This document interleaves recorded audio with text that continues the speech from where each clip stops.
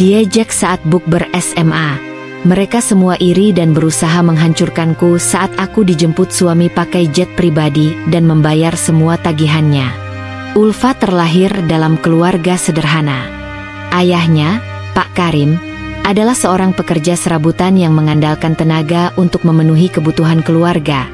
Sementara ibunya, Bu Siti, hanya seorang ibu rumah tangga yang sesekali membantu tetangga mencuci pakaian untuk mendapat sedikit tambahan penghasilan. Sejak kecil, Ulfa sudah terbiasa hidup dalam keterbatasan. Rumahnya kecil, berdinding papan yang sudah mulai lapuk, dengan atap seng yang bocor saat hujan turun. Setiap kali ia ingin sesuatu, ia harus menabung cukup lama. Bahkan untuk membeli seragam sekolah baru pun orang tuanya harus berpikir 2 kali. Meskipun hidup pas-pasan, kedua orang tua Ulfa selalu mengajarkannya untuk tetap bersyukur. Ayahnya sering berkata, "Kita mungkin tak punya banyak harta, Nak, tapi kita punya harga diri. Jangan pernah malu dengan keadaan kita." Ulfa tumbuh menjadi gadis yang pintar dan rajin. Sayangnya, saat SMA, ia kerap menjadi bahan olokan teman-temannya karena penampilannya yang sederhana. Sementara teman-temannya memakai sepatu dan tas bermerek, Ulfa hanya punya 1 pasang sepatu yang solnya mulai mengelupas. Saat istirahat, teman-temannya bisa membeli makanan mahal di kantin sekolah, sedangkan Ulfa hanya membawa bekal nasi dengan lauk sederhana dari rumah. Namun, Ulfa tak pernah mengeluh. Ia yakin bahwa nasib seseorang bisa berubah, asalkan ia tetap berusaha. Ulfa masih mengingat dengan jelas bagaimana masa-masa SMA terasa begitu berat baginya. Setiap hari, ia berangkat sekolah dengan berjalan kaki karena orang tuanya tidak mampu membelikannya sepeda motor seperti teman-temannya. Di sekolah, ia selalu duduk di barisan depan, bukan karena ia ingin, tetapi karena ia tahu, tempat duduk di belakang sudah menjadi milik anak-anak kaya yang menganggap dirinya tidak pantas berada di antara mereka. Di kantin, ia kerap kali duduk sendirian di pojok, membuka bekalnya dengan hati-hati agar tidak menarik perhatian. Tapi tetap saja, ada beberapa teman sekelas yang selalu memperhatikannya, bukan karena mereka peduli, tetapi karena mereka senang menjadikannya bahan olokan. "Ulfa, kamu nggak bosen makan telur terus? Emangnya di rumah nggak ada makanan lain?" Salah satu teman sekelasnya, Dinda, sering melontarkan komentar seperti itu. Yang lain akan tertawa, dan Ulfa hanya bisa tersenyum kecil, menahan rasa malu yang menyelimuti dadanya. Ia ingin membalas, ingin mengatakan bahwa ibunya sudah berusaha sebaik mungkin untuk menyediakan makanan untuknya, tapi ia tahu, percuma berbicara dengan mereka yang tidak akan mengerti. Tidak hanya itu, setiap ada acara sekolah, ia selalu merasa tersisih. Saat ada kegiatan jalan-jalan, ia harus mencari berbagai alasan untuk tidak ikut karena tidak ingin membebani orang tuanya. Saat ada pesta ulang tahun teman-temannya, ia sering mendapat undangan hanya untuk dijadikan bahan perbandingan. "Ulfa, kalau datang ke pesta jangan pakai baju yang itu-itu aja ya. Nanti dikira kita ngajak orang yang nyasar." Kata-kata seperti itu masih terngiang di kepalanya. Hari-hari SMA terasa begitu panjang dan menyakitkan. Namun, Ulfa tidak membiarkan hal itu membuatnya patah semangat. Ia tahu, satu-satunya jalan keluar dari kehidupan yang sulit adalah dengan pendidikan. Ia belajar dengan giat, memastikan nilai-nilainya tetap tinggi, berharap suatu hari nanti ia bisa mengubah hidupnya. Setelah lulus SMA, Ulfa tidak langsung bisa melanjutkan kuliah. Orang tuanya tidak memiliki cukup uang untuk membiayainya, jadi ia memutuskan untuk bekerja terlebih dahulu. Ia menjadi karyawan di sebuah toko kecil, membantu pemilik toko mencatat keuangan dan melayani pelanggan. Gajinya memang tidak besar, tetapi ia bersyukur karena bisa menabung sedikit demi sedikit. Selama bekerja di toko, Ulfa bertemu dengan banyak orang. Beberapa di antaranya adalah pelanggan tetap yang sering datang untuk berbelanja. Salah satunya adalah seorang pria bernama Fadli. Fadli adalah seorang pria yang terlihat sederhana. Meskipun dari caranya berbicara dan berpakaian, Ulfa bisa menebak bahwa ia berasal dari keluarga berada. Tidak seperti orang lain yang sering memandangnya dengan sebelah mata, Fadli selalu memperlakukannya dengan hormat. Awalnya, Ulfa tidak terlalu memikirkan Fadli. Baginya, ia hanya pelanggan biasa yang kebetulan baik hati. Namun, semakin lama, Fadli semakin sering datang dan selalu menyempatkan diri untuk berbicara dengannya. "Ulfa, kamu pernah kepikiran untuk kuliah lagi?" Suatu hari, Fadli bertanya sambil menyerahkan uang pembayaran belanjaannya. Ulfa hanya tersenyum kecil, tidak tahu harus menjawab apa. Ia ingin sekali kuliah, tapi ia juga sadar akan keterbatasannya. "Aku mau, tapi aku harus nabung dulu," jawabnya jujur. Fadli tidak mengatakan apa-apa saat itu, tetapi beberapa hari kemudian, ia datang lagi dan menawarkan sesuatu yang tidak pernah Ulfa bayangkan. "Kalau aku bantu kamu untuk kuliah, kamu mau?" Ulfa terkejut. Ia tidak mengerti mengapa seseorang yang baru dikenalnya mau membantunya sejauh itu. Namun, setelah berbicara panjang lebar, ia mengetahui bahwa Fadli adalah seorang pengusaha muda yang sukses, dan ia hanya ingin membantu seseorang yang berusaha keras untuk masa depannya. Awalnya, Ulfa ragu. Ia tidak ingin menerima bantuan begitu saja. Namun, setelah diyakinkan oleh Fadli bahwa ini adalah kesempatan yang tidak boleh disia-siakan, akhirnya ia menerima tawaran itu. Dengan bantuan Fadli, Ulfa bisa melanjutkan kuliah, sesuatu yang selama ini hanya menjadi impian baginya. Selama kuliah, ia semakin mengenal Fadli. Ternyata, di balik kesuksesannya, Fadli adalah pria yang rendah hati dan tidak suka pamer kekayaan. Ia tidak pernah sekalipun meremehkan orang lain, tidak seperti teman-teman Ulfa dulu di SMA. Seiring berjalannya waktu, hubungan mereka semakin dekat, hingga akhirnya Fadli melamarnya. Ulfa tidak pernah menyangka bahwa kehidupannya yang dulu penuh hinaan bisa berubah sedemikian rupa. Dari seorang gadis miskin yang sering diejek, kini ia menjadi istri dari seorang pria sukses yang mencintainya dengan tulus. Namun, meskipun hidupnya sudah berubah, kenangan pahit masa lalunya tetap membekas.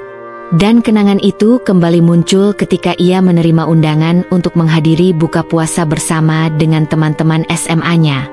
Ulfa menatap undangan buka bersama itu dengan perasaan campur aduk. Sudah bertahun-tahun ia meninggalkan masa SMA yang pahit, dan kini, setelah kehidupannya berubah, tiba-tiba saja ia diundang untuk bertemu kembali dengan orang-orang yang dulu sering meremehkannya. Awalnya, ia ragu untuk datang. Apa gunanya bertemu mereka? Ia tidak memiliki alasan untuk membuktikan apapun. Namun, di dalam hatinya, ada sedikit rasa penasaran.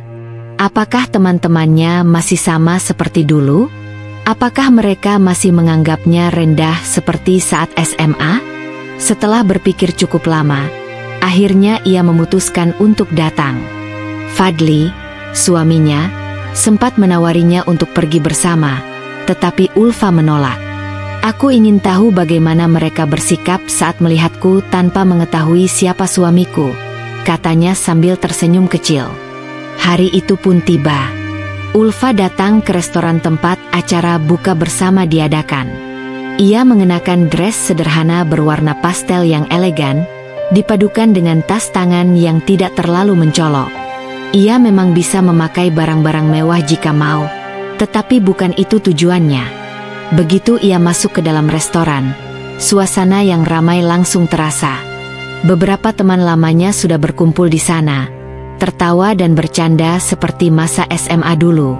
Namun, begitu melihat Ulfa, sebagian dari mereka langsung membisik-bisikkan sesuatu satu sama lain. "Ulfa? Kok dia datang?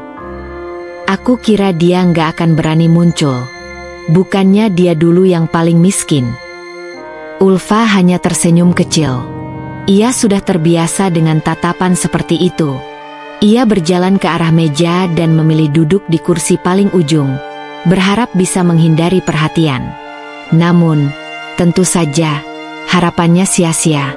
"Dinda, Teman SMA yang dulu paling sering mengejeknya, langsung mendekat dengan senyum sinis. "Ulfa, lama nggak ketemu, ya? Aku kaget banget kamu bisa datang ke sini. Kirain kamu masih sibuk kerja di toko kelontong," katanya sambil tertawa kecil, membuat beberapa orang di sekitar ikut tersenyum mengejek. Ulfa tetap tenang. Ia menatap Dinda dan mengangguk. "Iya, lama nggak ketemu. Kamu apa kabar?" Dinda mengibaskan rambutnya, menunjukkan cincin berlian di jarinya. "Oh, aku sih baik banget. Suamiku baru saja beliin aku mobil baru. Kamu tahu? Ya ampun, aku sampai bingung mau pakai yang mana, soalnya di rumah udah ada 2, katanya, seolah ingin menunjukkan betapa sukses kehidupannya. Ulfa hanya tersenyum tipis. Ia tahu persis cara Dinda berbicara, selalu ingin merasa lebih unggul dibanding orang lain. Tak lama, teman-teman lain mulai bergabung dalam obrolan. Mereka berbicara tentang pekerjaan mereka, tentang suami mereka yang katanya kaya dan sukses. Namun, tidak ada satupun dari mereka yang menanyakan tentang kehidupan Ulfa. Seolah-olah mereka sudah berasumsi bahwa hidup Ulfa masih sama seperti dulu, penuh keterbatasan dan jauh di bawah mereka. "Ulfa, kamu sekarang kerja di mana?" tanya salah satu dari mereka akhirnya, dengan nada yang terdengar seperti rasa kasihan. Ulfa tersenyum kecil. "Aku nggak kerja sekarang. Aku lebih banyak di rumah," jawabnya jujur. Seketika, beberapa dari mereka saling bertukar pandang dan tertawa kecil. "Ya ampun, aku sih nggak kebayang ya kalau harus di rumah terus. Pasti bosan banget, kan?" ujar Dinda dengan nada meledek. Yang lain mengangguk setuju. "Iya sih, kalau suami kita kaya, nggak perlu kerja juga nggak masalah. Tapi kalau cuma jadi ibu rumah tangga biasa tanpa penghasilan sendiri, wah, bisa mati gaya," kata yang lain, langsung disambut tawa kecil dari meja mereka. Ulfa masih tetap tersenyum. Percakapan itu terus berlanjut, dan setiap kali ada kesempatan, mereka selalu menyisipkan sindiran halus seolah-olah kehidupan Ulfa tidak berarti apa-apa dibanding mereka. Sampai akhirnya, ketika waktu berbuka tiba, mereka mulai membahas soal siapa yang akan membayar tagihan makanan. "Gimana kalau kita patungan aja?" usul salah satu teman. Semua mengangguk setuju, kecuali Dinda yang mendadak bersikap angkuh. "Aduh, kalau patungan sih gampang. Tapi aku sih nggak masalah kalau mau bayarin kalian semua," katanya dengan bangga. Yang lain langsung bersorak. "Wah, Dinda emang dari dulu paling royal." Dinda tertawa, lalu melirik Ulfa dengan tatapan mengejek. Tapi Ulfa pasti senang banget ya kalau dibayarin." "Nggak apa-apa kok, kita di sini harus saling bantu," katanya dengan nada merendahkan. Tawa meledak di meja itu. Namun, sebelum Ulfa sempat menjawab, tiba-tiba ada suara pelayan yang menghampiri. "Maaf, Ibu Ulfa, jet pribadi Anda sudah siap di luar. Suami Anda meminta Anda untuk menunggu di lobi setelah selesai makan." Seketika, seluruh meja menjadi hening. Semua mata langsung tertuju pada Ulfa, dan wajah mereka yang tadinya penuh senyum mengejek kini berubah menjadi penuh keterkejutan. Dinda membeku di tempatnya, matanya melebar tak percaya. "Jet pribadi?" bisiknya pelan, seolah tidak yakin dengan apa yang baru saja didengarnya. Ulfa hanya tersenyum tenang, mengambil tasnya dengan elegan, lalu menatap mereka satu persatu. "Oh, iya. Dan soal tagihan makan ini, nggak usah patungan atau dibayarin Dinda. Aku yang bayar semuanya," katanya santai, sebelum berdiri dan berjalan keluar meninggalkan mereka yang masih terdiam dalam keterkejutan. Begitu Ulfa melangkah keluar dari restoran, angin malam yang sejuk menyapu wajahnya. Langkahnya tetap tenang, meski di belakang sana, suasana pasti masih dipenuhi bisik-bisik keheranan dari teman-temannya. Ia bisa membayangkan ekspresi Dinda yang tadinya angkuh, kini penuh keterkejutan dan mungkin juga sedikit malu. Di depan restoran, seorang pria berpakaian rapi berdiri dengan hormat. Itu adalah asistennya, Rian. "Selamat malam, Bu Ulfa. Jet sudah siap. Pak Fadli meminta saya memastikan bahwa perjalanan Anda nyaman," ucapnya dengan sopan. Ulfa tersenyum dan mengangguk. "Terima kasih, Rian. Aku ingin menikmati udara luar sebentar sebelum pergi." Rian mengerti dan mundur beberapa langkah, membiarkan Ulfa menikmati momennya. Sementara itu, di dalam restoran, suasana benar-benar berubah. "Tunggu, itu tadi beneran jet pribadi?" "Ulfa punya jet pribadi." Suara seseorang terdengar panik. "Gila, aku kira dia masih hidup susah. Dari mana dia bisa punya jet?" Dinda yang sejak tadi diam masih belum bisa menerima kenyataan. Ia menggigit bibirnya, matanya berkilat penuh ketidakpercayaan. Pasti cuma numpang. Suaminya pasti cuma pegawai biasa yang kebetulan dikasih fasilitas. Katanya mencoba menenangkan diri. Tapi teman-temannya tidak yakin. Tapi kalau memang cuma numpang, kenapa pelayannya begitu hormat? Dan dia yang bayar semua tagihan kita. Loh. Mereka saling bertukar pandang, mencoba mencerna apa yang baru saja terjadi. Sementara itu, Ulfa masih berdiri di luar, menikmati pemandangan kota di malam hari. Sejujurnya, ia tidak pernah berpikir untuk membalas dendam atau pamer kekayaan. Ia hanya datang ke acara itu untuk melihat apakah teman-temannya sudah berubah. Tapi ternyata, mereka masih sama, masih suka meremehkan orang tanpa tahu bagaimana kehidupan sebenarnya. Pikirannya kembali ke masa lalu.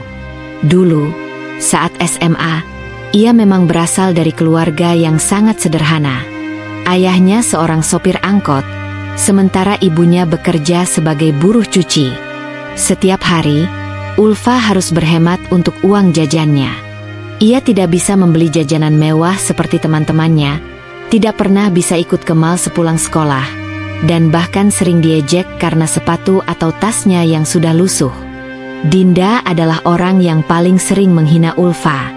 "Ih, Ulfa, sepatunya bolong. Kamu beli di mana sih?" "Pasar Loak." Tawa Dinda meledak, diikuti oleh teman-temannya. Ulfa hanya bisa menunduk, menggenggam erat tali tasnya yang sudah usang. Yang paling menyakitkan adalah ketika acara study tour sekolah. Saat semua teman-temannya sibuk berbicara tentang pakaian dan kamera mahal yang akan mereka bawa, Ulfa hanya diam. Ia tahu keluarganya tidak punya uang untuk mengikutinya. Ketika akhirnya ia memutuskan untuk jujur, bahwa ia tidak bisa ikut karena biaya yang terlalu mahal, Dinda langsung tertawa. "Ya ampun, seriusan? Keluarga kamu nggak bisa bayar segitu aja? Kasihan banget." Ulfa tidak pernah lupa bagaimana ia harus menahan air mata di depan mereka. Setelah lulus SMA, hidupnya pun tidak langsung berubah drastis. Ia harus bekerja keras. Saat teman-temannya kuliah dengan biaya orang tua, Ulfa harus bekerja di sebuah toko kecil sambil mengambil kuliah malam. Ia tahu, jika ingin mengubah nasibnya, ia harus lebih gigih dari orang lain. Ia bekerja siang dan malam, seringkali hanya tidur beberapa jam. Tapi ia tidak pernah mengeluh. Hingga suatu hari, ketika ia bekerja sebagai asisten pribadi di sebuah perusahaan besar, ia bertemu dengan Fadli, pria yang akhirnya menjadi suaminya. Fadli bukan hanya seorang pengusaha sukses, tetapi juga pria yang rendah hati. Ia melihat kerja keras dan ketulusan Ulfa, bukan status sosialnya. Mereka saling jatuh cinta, dan setelah beberapa tahun, mereka menikah. Pernikahan itu membawa kehidupan Ulfa ke dunia yang benar-benar berbeda. Dari seorang gadis sederhana yang dulu diejek karena miskin, ia kini menjadi istri seorang miliarder. Tapi ia tidak pernah lupa dari mana asalnya. Ia tetap sederhana, tetap menghargai setiap perjuangan yang pernah ia lalui. Kini, berdiri di depan restoran itu, Ulfa merasa lega. Ia tidak marah pada teman-temannya. Ia hanya merasa kasihan.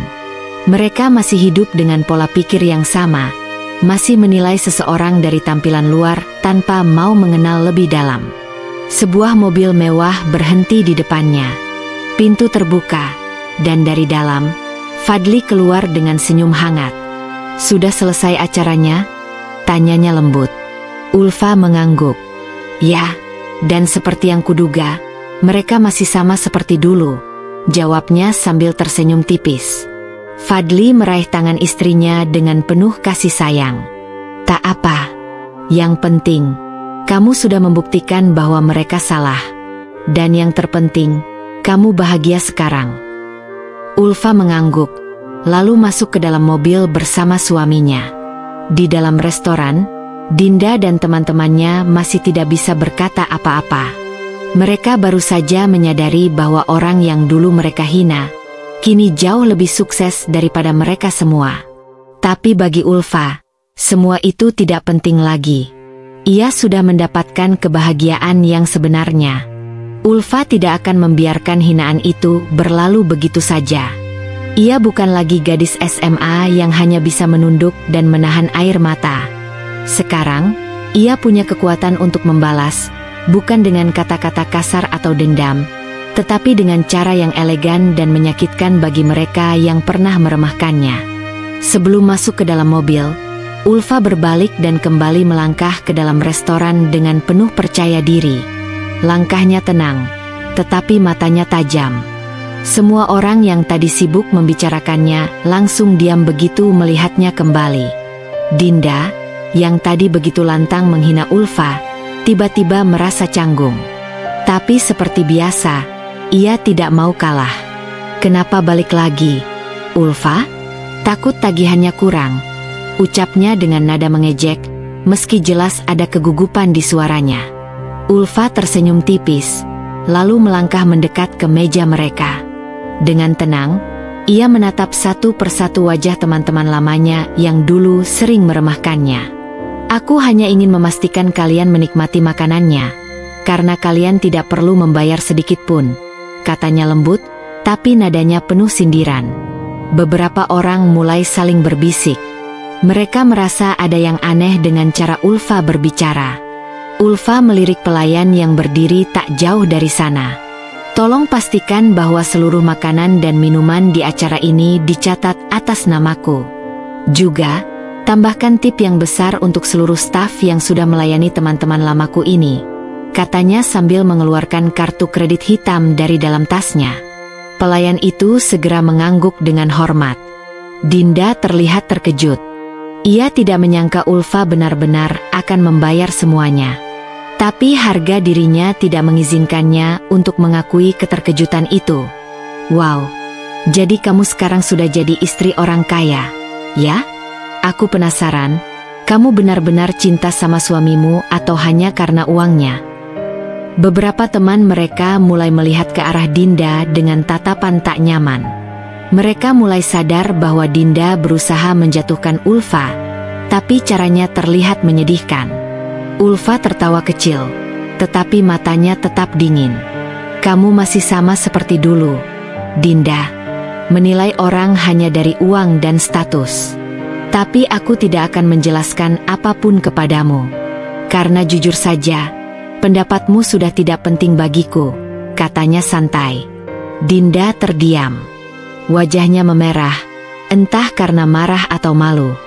Ulfa melangkah ke arah pintu, tetapi sebelum keluar, ia berbalik dan menambahkan sesuatu yang membuat mereka semua terdiam. "Oh iya, aku juga ingin berterima kasih kepada kalian semua. Kalau bukan karena hinaan dan ejekan kalian dulu, aku mungkin tidak akan bekerja sekeras ini untuk membuktikan bahwa aku bisa lebih dari yang kalian bayangkan. Jadi, terima kasih, ya." Setelah berkata demikian, Ulfa berjalan keluar dengan elegan. Di luar, Fadli menunggunya dengan jet pribadi yang siap membawa mereka ke destinasi selanjutnya. Ulfa melangkah masuk ke dalam jet dengan penuh kebanggaan, meninggalkan teman-teman SMA-nya yang kini hanya bisa menatap punggungnya dengan perasaan bercampur aduk, kaget, iri, dan menyesal. Malam itu, mereka semua belajar satu hal: meremehkan seseorang bisa berakhir menjadi pukulan telak bagi diri sendiri. Setelah kejadian di restoran, Ulfa mengira semuanya sudah selesai. Ia berpikir, setelah melihat bagaimana kehidupannya yang sekarang, teman-teman lamanya akan berhenti meremehkan dan menghinanya. Namun, ia salah besar. Beberapa hari setelah pertemuan itu, sebuah pesan masuk ke ponselnya dari nomor tak dikenal. Pamer kekayaan di depan kita tidak akan mengubah masa lalumu yang hina, Ulfa. Uang suamimu tidak akan bisa menghapus kenyataan bahwa dulu kamu adalah gadis miskin yang tidak punya apa-apa. Jangan terlalu angkuh, karena bisa saja nasib membawamu kembali ke titik nol. Ulfa membaca pesan itu dengan ekspresi dingin. Ia tahu betul siapa yang mengirimnya. Dinda. Sejujurnya, Ulfa tidak terlalu peduli dengan ocehan seperti itu. Ia sudah kebal dengan hinaan. Namun, kali ini, kata-kata Dinda seolah memiliki maksud tersembunyi. Ada sesuatu yang terasa aneh. Seolah Dinda tidak hanya sekadar mencemoohnya, tetapi juga merencanakan sesuatu. Beberapa hari kemudian, ketika Ulfa menemani Fadli dalam sebuah acara bisnis, ia mendengar rumor yang mengejutkan. Salah satu proyek besar milik perusahaan suaminya mengalami masalah serius. Ada seseorang yang menyebarkan fitnah bahwa perusahaan Fadli terlibat dalam praktik bisnis ilegal. Ulfa langsung teringat pesan Dinda. Apakah ini hanya kebetulan? Atau memang ada hubungannya dengan dendam lama? Fadli sendiri tampak tenang menghadapi semua itu. Ia sudah terbiasa dengan persaingan di dunia bisnis. Namun, Ulfa merasa ini bukan sekadar persaingan biasa. Ada seseorang yang benar-benar ingin menjatuhkan mereka, bukan karena bisnis, tetapi karena kebencian pribadi. Beberapa hari kemudian, Ulfa menerima panggilan dari nomor tak dikenal. Saat diangkat, terdengar suara seorang wanita yang tertawa kecil. Bagaimana rasanya jika hidupmu yang sekarang hancur dan kamu kembali ke titik nol? Dulu kamu dihina karena miskin, dan sebentar lagi kamu akan merasakannya lagi. Ulfa mengepalkan tangannya. Suara itu jelas milik Dinda. Saat itu, ia sadar satu hal. Dinda tidak hanya iri. Ia ingin menghancurkan hidupnya. Dan Ulfa tidak akan tinggal diam. Ia akan membalas. Dengan cara yang lebih elegan, lebih menyakitkan, dan membuat Dinda menyesali perbuatannya seumur hidup. Ulfa tidak akan membiarkan Dinda merusak kehidupan yang sudah susah payah ia bangun. Ia tahu betul, Dinda adalah tipe orang yang tidak akan berhenti sebelum merasa puas melihat orang lain menderita. Tapi kali ini, Ulfa tidak akan membiarkan dirinya jadi korban. Setelah menerima panggilan dari Dinda, Ulfa langsung mengambil langkah. Ia menyelidiki sumber fitnah yang menyebar tentang perusahaan Fadli.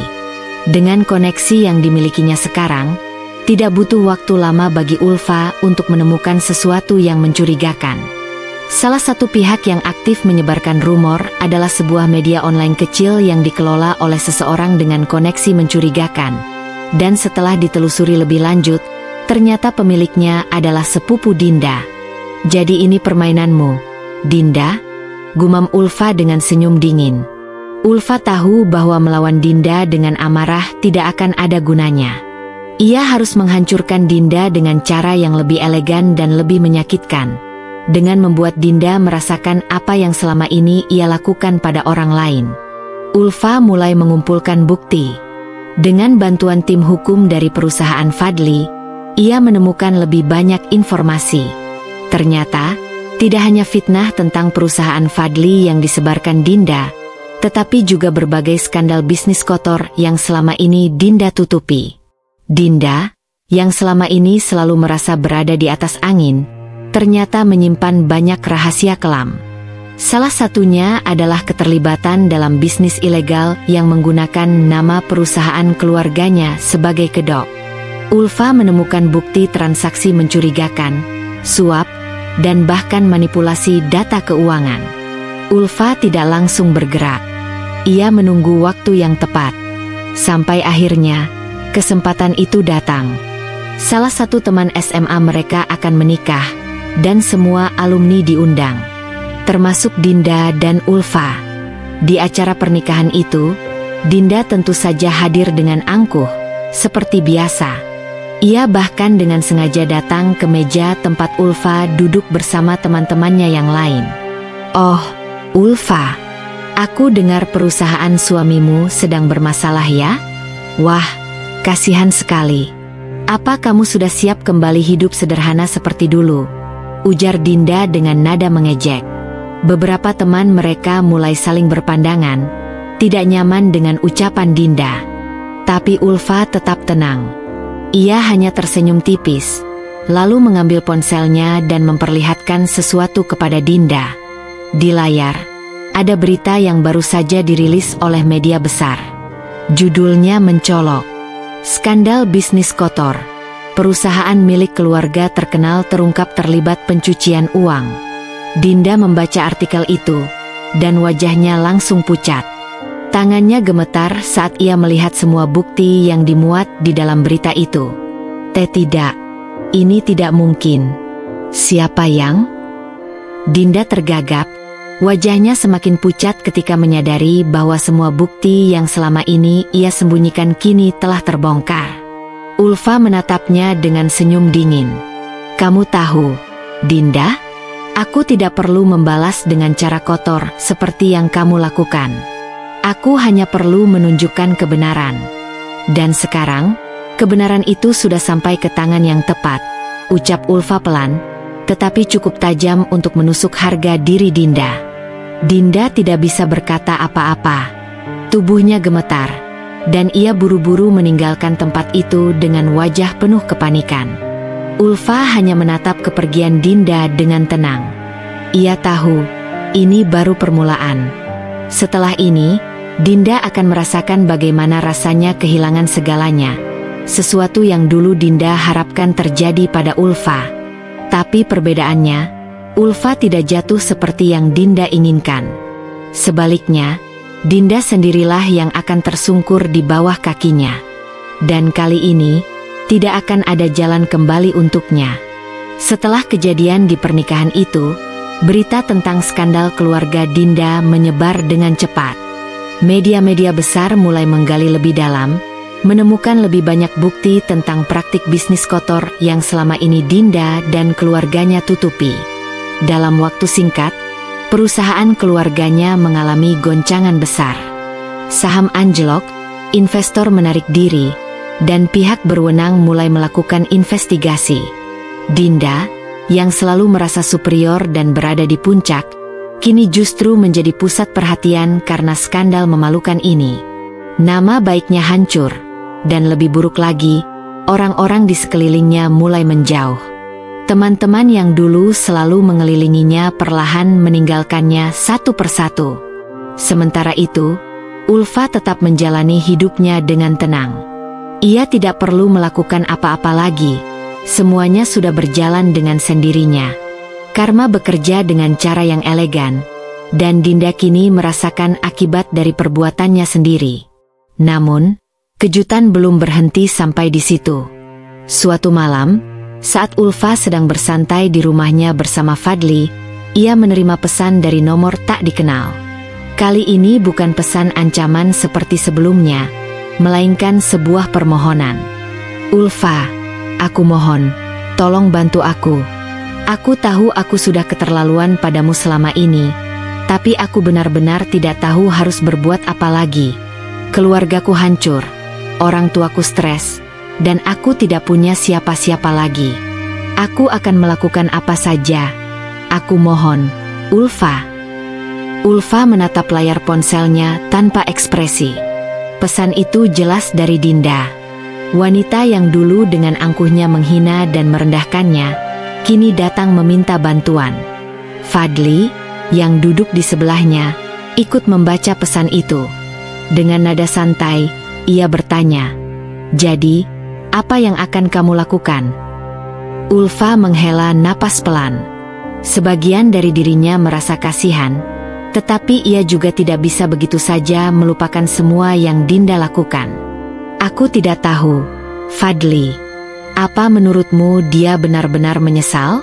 Atau ini hanya bagian dari permainannya lagi?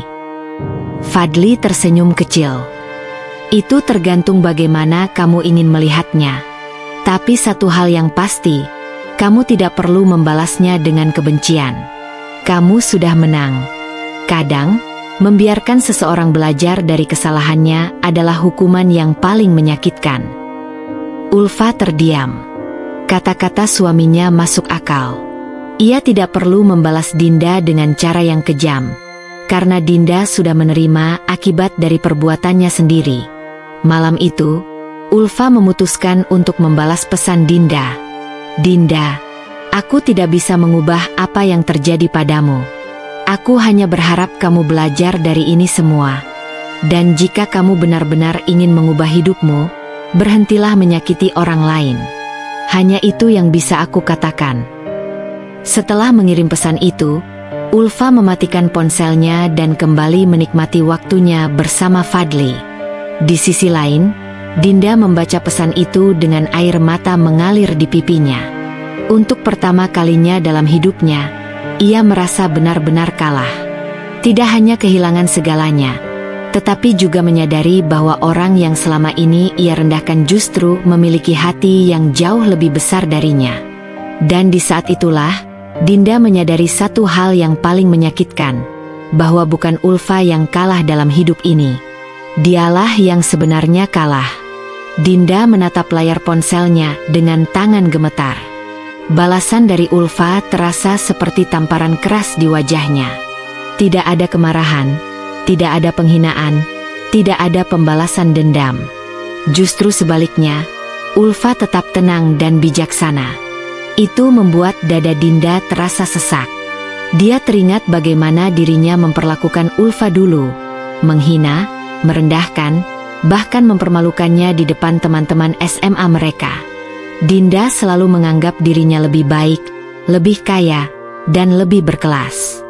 Tapi lihatlah sekarang, semuanya berbalik. Ulfa hidup bahagia dengan suami yang luar biasa, sementara dirinya terpuruk dalam kehancuran. Namun, ego Dinda masih terlalu besar untuk sekadar menerima kenyataan. Dia tidak bisa membiarkan Ulfa menang begitu saja. Dalam pikirannya, ada satu cara terakhir untuk memperbaiki segalanya, membuat Ulfa jatuh seperti dirinya. Dengan cepat, Dinda menghubungi seseorang. Seseorang yang dulu pernah membantunya dalam permainan kotor. Seorang wartawan bayaran yang rela menulis berita apapun asal dibayar mahal. Aku ingin kau mencari sesuatu tentang Ulfa. Apapun yang bisa menjatuhkannya. Cari skandal, kelemahannya, atau masa lalunya. Berapapun biayanya, aku akan bayar. Wartawan itu tertawa kecil di seberang telepon. Kau dalam masalah besar, ya? Baiklah, aku akan cari sesuatu. Tapi jangan harap ini akan murah. Dinda mengepalkan tangannya. Dia tidak peduli berapapun biayanya. Dia hanya ingin Ulfa merasakan apa yang dia rasakan sekarang. Sementara itu, di sisi lain, Ulfa menjalani harinya seperti biasa. Bersama Fadli, dia sibuk mengurus bisnis mereka, sesekali menghadiri acara sosial, dan menikmati waktu bersama keluarga kecilnya. Dia pikir semuanya sudah selesai, bahwa Dinda akan menerima nasibnya dan belajar dari kesalahannya.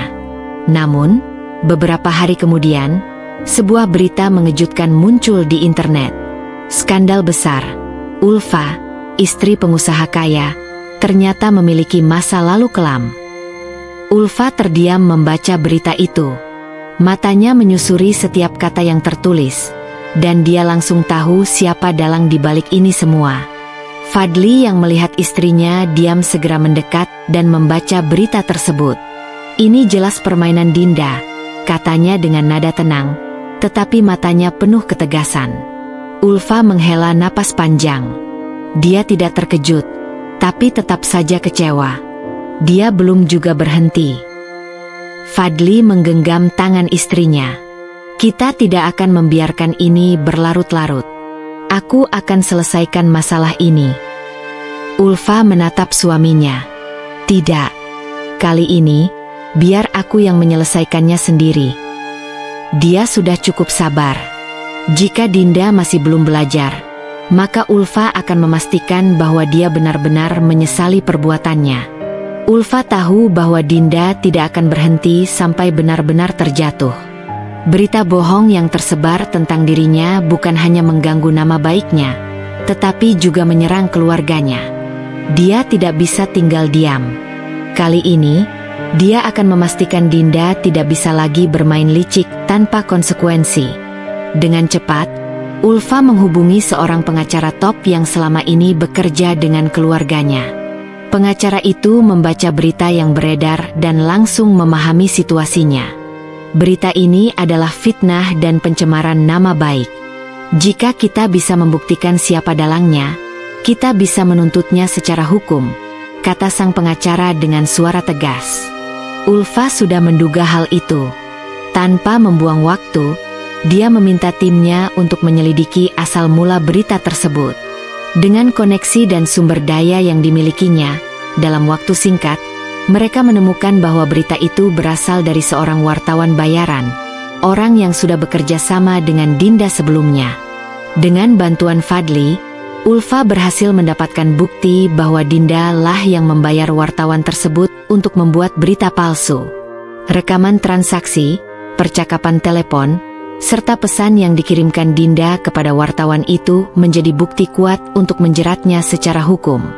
Saat semua bukti telah dikumpulkan, Ulfa dan tim hukumnya bergerak cepat. Mereka melaporkan Dinda atas tuduhan pencemaran nama baik dan penyebaran berita bohong. Ketika Dinda menerima surat panggilan dari pihak berwajib, dia langsung panik. Dengan tergesa-gesa, dia mencoba menghubungi kenalannya untuk meminta bantuan. Namun, semua orang yang dulu selalu mendukungnya kini menghindar. Mereka tidak ingin terlibat dalam masalah hukum yang bisa merusak nama mereka.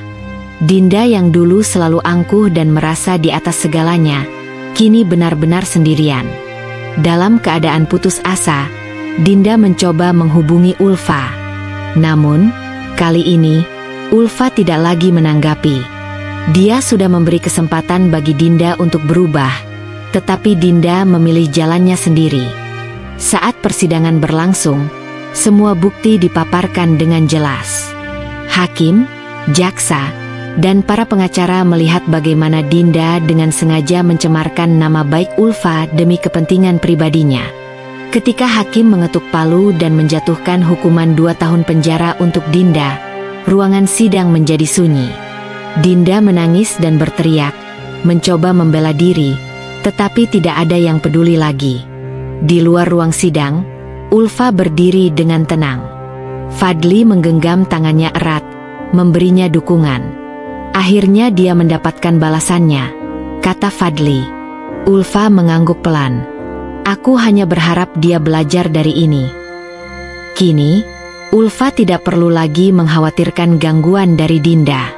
Kehidupannya kembali damai, sementara Dinda harus menanggung akibat dari perbuatannya. Dan untuk pertama kalinya dalam hidupnya, Dinda benar-benar menyesali segalanya. Namun, semuanya sudah terlambat. Dinda duduk di dalam sel penjara dengan wajah kosong. Tangannya menggenggam rambutnya yang acak-acakan, matanya merah akibat terlalu banyak menangis. Dia tak menyangka hidupnya akan berakhir seperti ini, terjebak di balik jeruji besi tanpa siapapun yang peduli. Dulu, dia adalah wanita yang paling merasa berkuasa. Dia bisa menghina siapa saja yang dia anggap lebih rendah darinya. Dia bisa mempermainkan orang sesuka hatinya. Namun kini, semua berubah. Bahkan keluarga dan teman-temannya tak ada yang mau menjenguknya. Di luar sana, Ulfa menjalani hidupnya dengan tenang. Setelah semua masalah selesai, dia memutuskan untuk fokus kembali pada kebahagiaannya bersama Fadli. Mereka menghabiskan waktu bersama, menikmati kehidupan tanpa gangguan dari masa lalu. Suatu hari, saat sedang duduk di balkon rumah mewahnya, Ulfa menerima sebuah surat. Itu dari Dinda. Dengan rasa penasaran, Ulfa membukanya dan mulai membaca. Ulfa, aku tahu aku tidak pantas meminta maaf. Tapi aku ingin kau tahu bahwa aku benar-benar menyesal. Aku telah menyia-nyiakan hidupku dengan kebencian dan iri hati. Aku terlalu sibuk merendahkanmu, hingga aku lupa memperbaiki hidupku sendiri. Sekarang, aku telah kehilangan segalanya. Aku tidak punya siapa-siapa lagi. Aku hanya ingin kau tahu bahwa aku akhirnya mengerti bagaimana rasanya dihina dan diremehkan. Aku berharap kau bisa memaafkanku, meskipun aku tahu itu tidak mudah.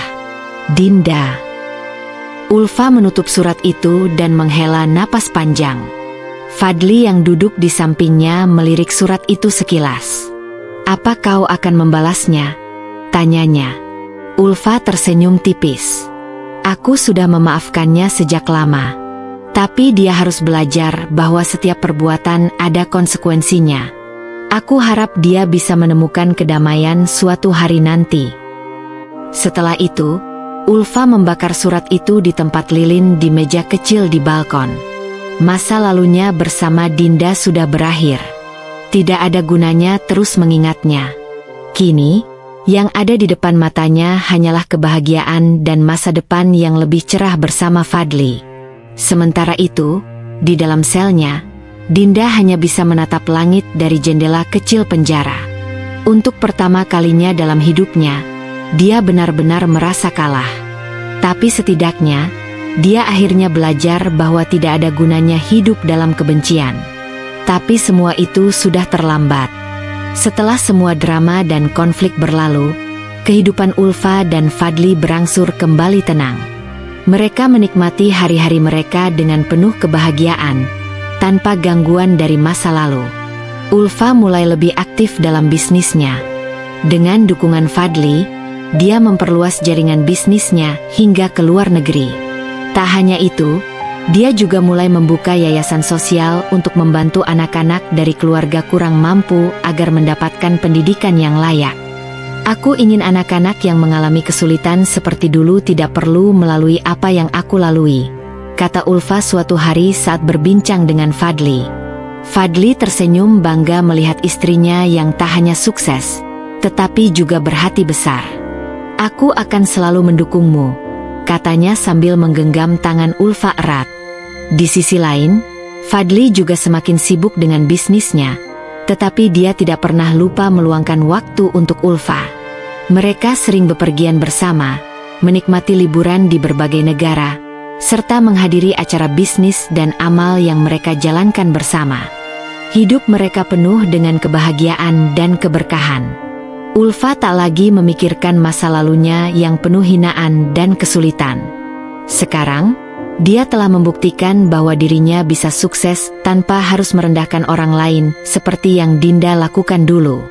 Beberapa tahun kemudian, Ulfa dan Fadli dikaruniai seorang anak laki-laki yang mereka beri nama Rayyan.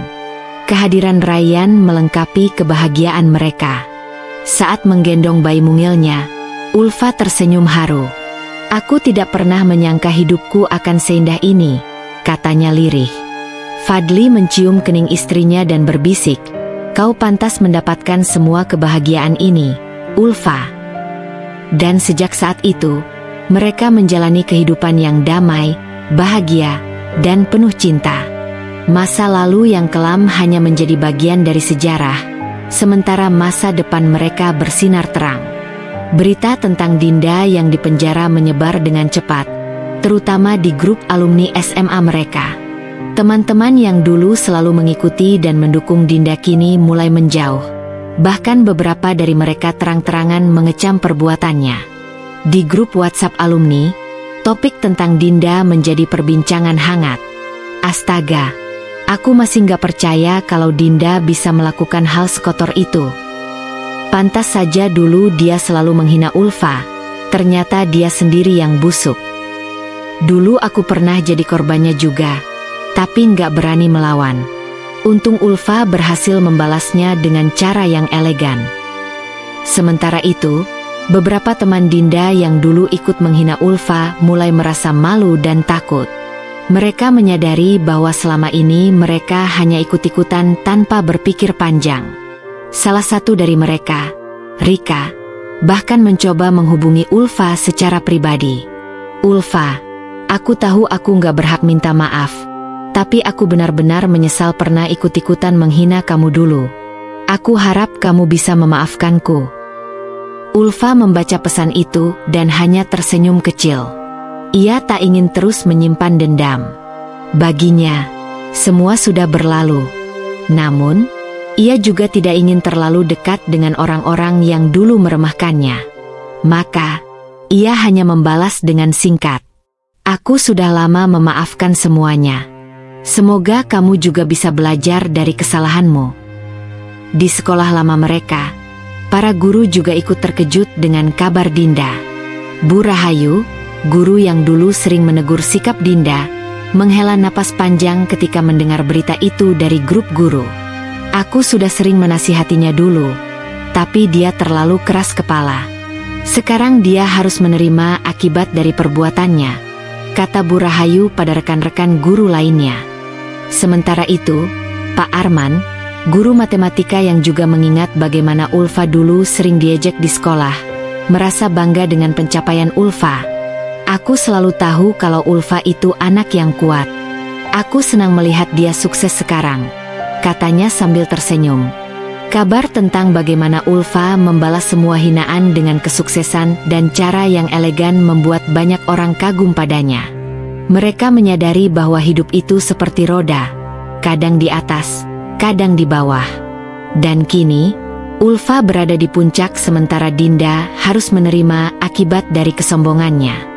Sejak saat itu, tak ada lagi yang berani meremehkan Ulfa.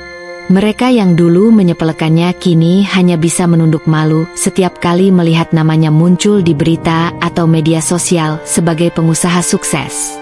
Dan bagi Ulfa, semua ini bukan tentang balas dendam, tapi tentang keadilan. Ia telah membuktikan bahwa orang yang sabar dan bekerja keras akan selalu menang pada akhirnya. Setelah semua drama dan konflik berlalu, kehidupan Ulfa kembali berjalan dengan damai. Nama dan reputasinya kini semakin dikenal sebagai sosok wanita tangguh yang berhasil mengatasi segala hinaan dan kesulitan dengan kesuksesan. Meskipun begitu, Ulfa tidak pernah menjadi sosok yang sombong atau pendendam. Ia memilih untuk menjalani hidupnya dengan penuh ketenangan dan kebahagiaan bersama Fadli. Setiap kali mengingat masa lalunya, ia hanya tersenyum dan menjadikannya sebagai pelajaran hidup. Teman-teman lamanya yang dulu meremehkannya kini lebih berhati-hati dalam berbicara. Banyak dari mereka yang berusaha kembali menjalin hubungan baik dengan Ulfa, namun Ulfa hanya menjawab mereka dengan sikap yang sopan tanpa bermaksud kembali dekat. Baginya, mereka adalah bagian dari masa lalu yang tidak perlu dibawa ke masa depan.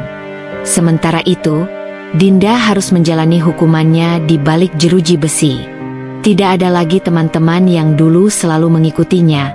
Tidak ada lagi orang yang membelanya. Semuanya pergi meninggalkannya begitu saja. Kehidupan yang dulu ia banggakan kini berubah menjadi kesepian dan penuh penyesalan.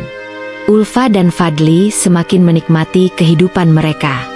Mereka sering bepergian bersama, menjalankan bisnis mereka dengan lebih serius, dan bahkan mulai mempersiapkan keluarga kecil mereka. Kehadiran seorang anak di dalam pernikahan mereka menjadi pelengkap kebahagiaan yang selama ini mereka impikan. Suatu hari, saat sedang duduk di teras rumah sambil menikmati secangkir teh, Fadli menggenggam tangan Ulfa dan berkata, "Kamu sudah membuktikan segalanya, sayang. Aku bangga padamu." Ulfa tersenyum, menatap suaminya dengan penuh cinta, lalu berkata, "Aku tidak akan pernah bisa melakukan ini tanpa dukunganmu.